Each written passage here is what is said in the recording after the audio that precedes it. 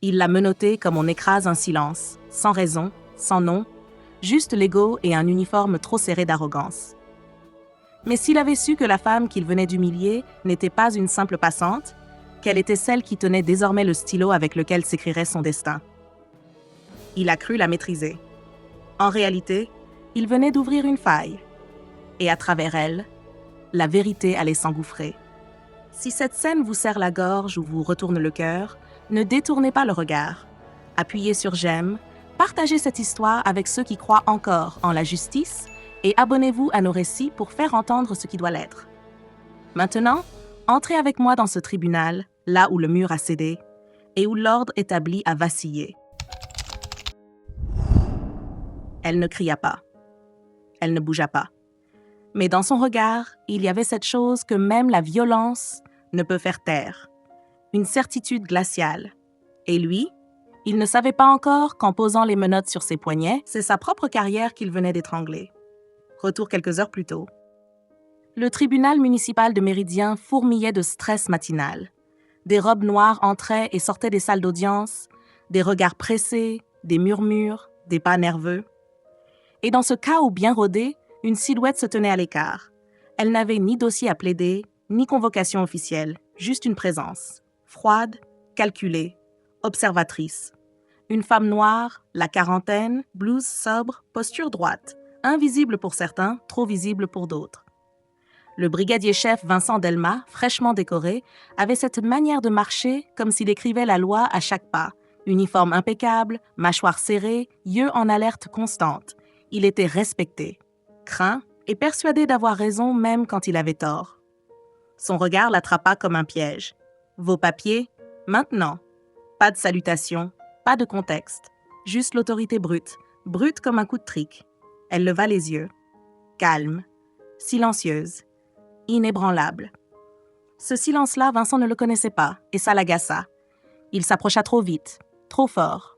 Une main arracha son sac, l'autre la saisit au bras. Elle fut projetée contre le mur, les menottes claquèrent comme un jugement sans appel.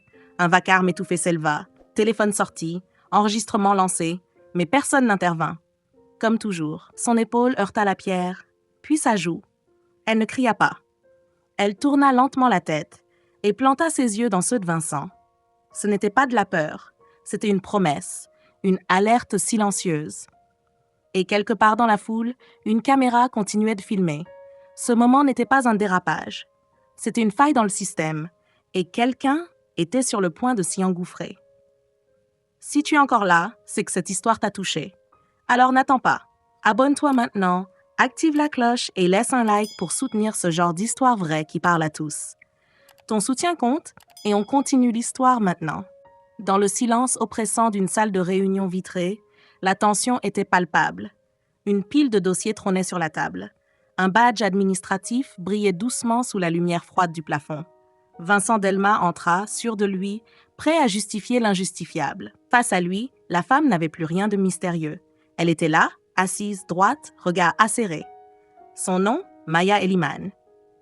Son titre, commissaire générale suppléante pour les affaires internes.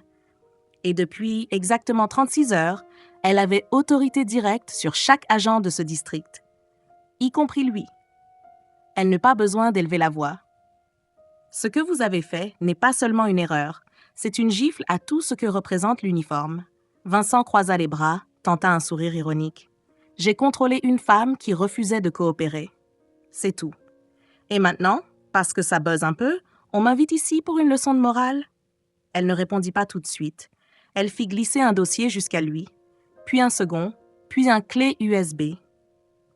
Ce que vous appelez refuser de coopérer, c'est moi.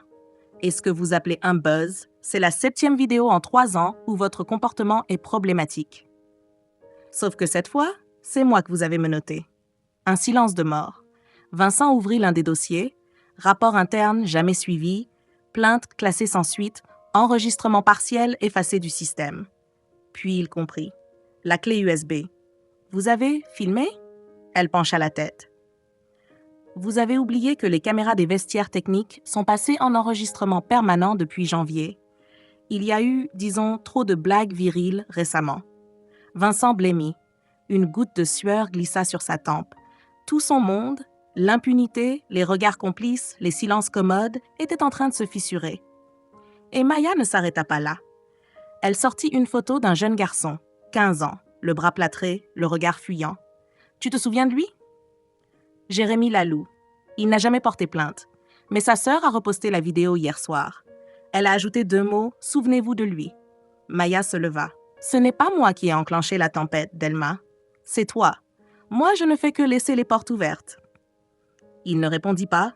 Il n'en avait plus les moyens. Il avait toujours cru qu'un homme comme lui ne tomberait jamais. Pas parce qu'il était innocent, mais parce qu'il pensait être intouchable. Mais quand la vidéo du petit Jérémy a ressurgi, filmée à la hâte, floue, tremblante, tout s'est embrasé. 23 secondes, c'est tout ce qu'il a fallu. 23 secondes pour voir un gamin plaqué contre un muret, hurler de douleur quand son bras s'est brisé sous le poids d'un genou. 23 secondes d'un passé qu'on croyait oublié, effacé, étouffé. Mais sur les réseaux, la mémoire est un piège à retardement. Et cette fois, il avait explosé. La sœur du garçon, aujourd'hui étudiante en droit, a écrit en légende « Rien n'a changé. Il est toujours là et il recommence ». La vidéo est devenue virale en moins de 6 heures. Journalistes, associations, influenceurs, une vague. Non, un raz-de-marée. Et au centre du tumulte, Vincent Delma, ce flic aux nerfs d'acier, soudain réduit à un nom dans les hashtags. Mais le pire restait à venir. Quelqu'un a fait fuiter ses mails internes.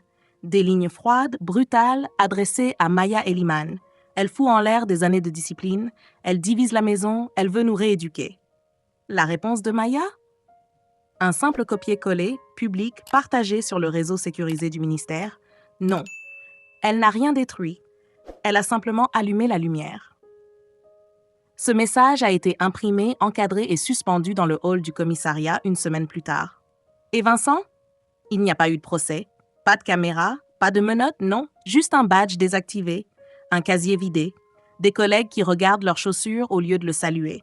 Lui, qui avait l'habitude de toiser le monde depuis sa tour de pouvoir. Aujourd'hui, il n'était plus qu'une ombre sans uniforme. Il n'y a pas eu de fête, pas de discours, pas de ruban coupé. Quand Maya Eliman a repris les commandes de la division, elle a choisi le silence, le même que celui qui l'entourait lorsqu'on l'avait plaqué au mur. Mais derrière ce silence, elle reconstruisait. La première décision? Laetitia Ramière, ancienne capitaine, femme respectée mais rétrogradée sans raison claire, sinon celle qu'elle ne s'imposait pas assez. Comprendre qu'elle ne rugissait pas comme un homme. Maya l'a convoquée. Aucune formalité, juste cette phrase. On vous a mise de côté pour de mauvaises raisons. Venez changer les règles avec moi. Laetitia est revenue. Et lors de son premier briefing devant les nouvelles recrues, elle ne parla ni de procédure ni de discipline. Elle posa une seule question. À quand remonte la dernière fois où quelqu'un vous a écouté? Pas vous en tant qu'agent, vous en tant qu'humain. Le silence fut total. Puis lentement, des voix se sont levées. C'était maladroit, tremblant, vrai, des récits de harcèlement sous uniforme, d'humiliation tue, de valeurs bafouées au nom de l'efficacité, et dans chaque mot, une libération. Un morceau d'armure inutile qui tombait. Dans les couloirs, le regard des agents commençait à changer. Moins de peur, moins d'automatisme, plus de présence, de conscience. Ils n'obéissaient plus à la peur du supérieur. Ils écoutaient leur conscience. Et dans un coin du bâtiment, un petit encadré avait été discrètement accroché. La justice ne commence pas avec l'ordre, elle commence avec la vérité. Le nouveau mantra du poste, pas imposé, adopté. Pas de fanfare, pas de flash, seulement le bruit régulier de ses talons sur les marches du palais.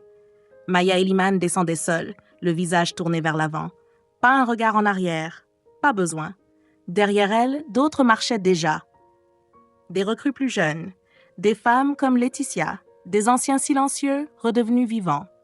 Un écho nouveau vibrait dans les murs de cette vieille institution. Dans le hall, un jeune stagiaire relisait la plaque suspendue au mur.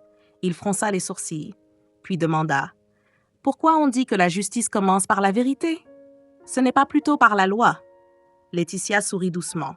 « La loi, c'est un outil, mais la vérité, elle, ne ment jamais, même quand tout le monde se tait. » Et dans cette vérité, le système avait enfin commencé à respirer autrement.